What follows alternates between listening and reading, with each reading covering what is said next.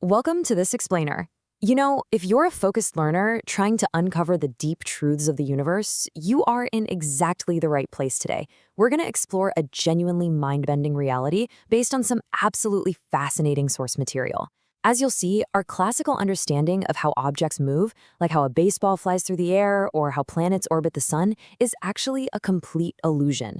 By the end of this, the very fabric of how you perceive reality is going to be permanently shattered. So does a thrown ball or even a beam of light really just take one single path? I mean, you throw a baseball or you shine a laser pointer and it travels in a single, straight, well-defined trajectory right from point A to point B, right? Okay, let's dive into this because to understand why that assumption is fundamentally wrong, we actually have to start with a little thought experiment at the beach. Imagine you're a lifeguard and suddenly you spot a swimmer struggling out in the water. Obviously, you need to get to them as fast as humanly possible. Now, you have a choice here. You could take the path of shortest distance, which is just a straight line directly from your lifeguard chair to the swimmer. But wait, you can run on the sand much, much faster than you can swim through the water. So that straight line forces you to do a lot of slow swimming. Alternatively, you could run way down the beach to minimize your time in the water, but then you're traveling a much longer total distance. The true optimal path for the absolute fastest time is actually somewhere right in between. Amazingly, light behaves the exact same way when passing from air into water. But here's the bizarre part. You have a brain to calculate that optimal path. How does a beam of light somehow know how to take the optimal path to minimize its journey time? Let's start with part 1, the first illusion, single paths.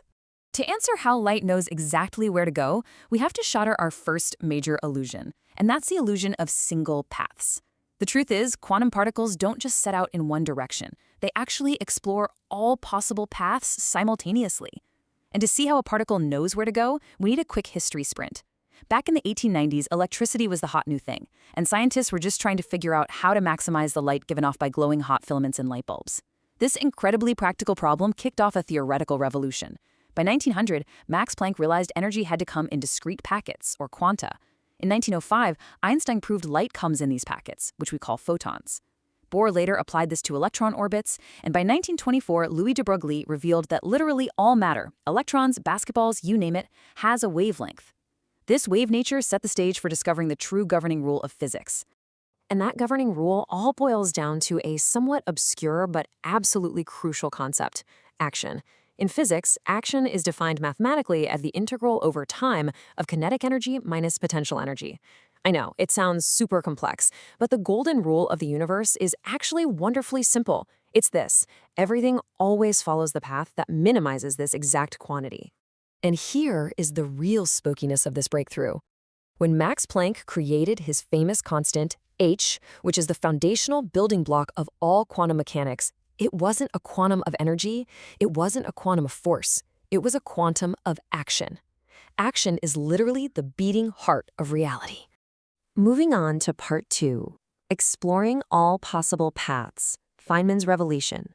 This brings us to a physicist who took this whole concept of quantum waves and action and just blew it up to a cosmic scale, Richard Feynman.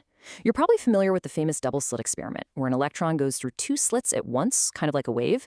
Well, Feynman took that logic a massive step further. What if you added a 3rd slit, or a 4th? What if you had infinite screens, each with infinite slits? The screens would just disappear, leaving completely empty space. Feynman's flawless mathematical logic proved that to go from point A to point B through empty space, a particle must mathematically explore every possible route at once.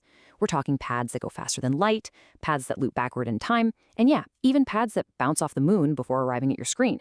So, you're probably wondering, if everything takes every path, why don't we see baseballs bouncing off the moon when we throw them to first base? Well, it's all about interference. As particles take these crazy paths, their quantum phases spin, kind of like arrows on a stopwatch. For massive everyday objects, their action is so huge that these arrows spin zillions of times, ending up pointing in completely random directions. When you add all these random paths together, they destructively interfere. They completely cancel each other out. Only the paths closest to the absolute minimum action end up pointing in the same direction, constructively interfering and actually surviving. Researchers proved this by shining a physical laser pointer at a diffraction grating foil. By blocking the primary paths that normally cancel out the crazy ones, they revealed the hidden reflections bouncing in bizarre directions. The wild paths are always there. They are just hidden. Let's look at part 3, spooky action at a distance, the second illusion. So, having completely shattered the illusion of the single path, we now have to pivot to what Albert Einstein famously called spooky action at a distance. You see, Einstein had a massive problem with quantum mechanics. It frustrated him endlessly. He formulated what's called the EPR paradox. Let's say you have an entangled electron and positron pair. The standard interpretation of quantum mechanics says that before you measure them, they're in a superposition, doing all possible spins at once. But the exact moment you measure the electron here on Earth, its wave function collapses, and its entangled positron partner on the other side of the universe instantly knows to collapse into the exact opposite state. Einstein saw a glaring paradox here. This requires instant communication across vast distances, which entirely breaks his ultimate rule that absolutely nothing travels faster than light. So the crucial point is this fierce historical heavyweight matchup. In one corner, you have Niels Bohr and the Copenhagen interpretation, arguing that reality is non-local and particles literally collapse instantly across space, choosing a state at random.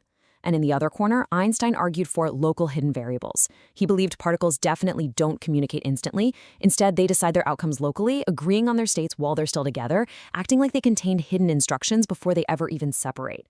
The stakes for the nature of reality and relativity here literally could not be higher. And that leads to part 4. Bell's theorem changes everything. The trap.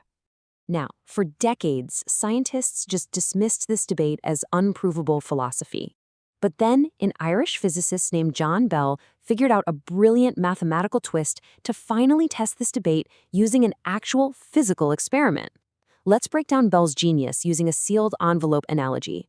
Imagine Einstein is right, and the entangled particles are scheming to fake quantum mechanics using local hidden variables. While they are still together, they agree on exactly how they'll answer if measured on 3 different axes. They pack these agreed-upon answers into 3 sealed envelopes, one for each possible measurement axis. Then they fly to opposite ends of the universe, and they only open the specific envelope corresponding to the axis the experimenter chooses to measure. Bam! No faster-than-light communication needed. But Bell realized there was a mathematical trap. If you randomly choose different measurement axes for the 2 separated particles, non-local quantum mechanics firmly predicts their outcomes will disagree exactly 25% of the time. But if the particles are using that sealed envelope strategy, local hidden variables, the absolute best they can do mathematically is disagree at least 33% of the time. Their pre-planned answers end up matching just a little too often.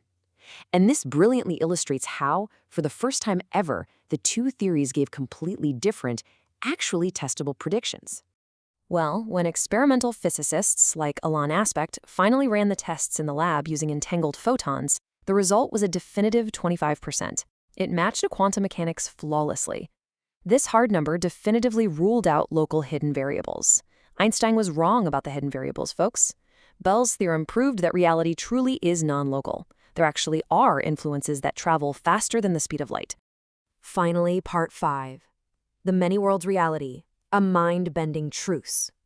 Now, what's really interesting about this slide is the wild solution it proposes. We know quantum mechanics works, but its instant wave collapse causes massive headaches for the laws of relativity. So, what if there was a way to accept the results of Bell's theorem without breaking the speed of light? The many-world solution offers an incredible truce by asking a very simple question. What if we just remove the wave collapse altogether? In this interpretation, when you measure a particle, the wave doesn't collapse into a single outcome. Instead, both outcomes occur simultaneously, in parallel. You, the observer, become entangled with the particle. One version of you sees spin up, and a parallel version of you sees spin down. The incredible benefit here is that locality is perfectly preserved.